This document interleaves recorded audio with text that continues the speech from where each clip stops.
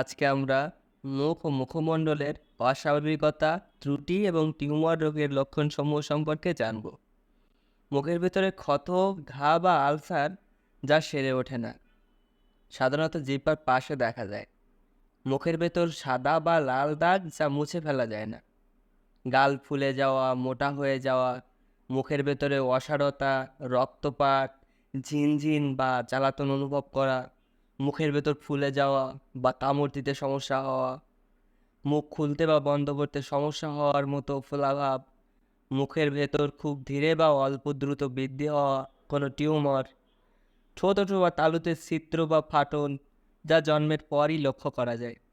স্বাভাবিক মুখমণ্ডলের গড়নের কারণে খাওয়া বা কথা বলার সমস্যা, অস্বাভাবিক শারীরিক বৃদ্ধি এবং বুদ্ধি বিকাশ না হওয়া, বারবার কান ব্যথা বা কানের সংক্রমণ, কামড়ানোর সময়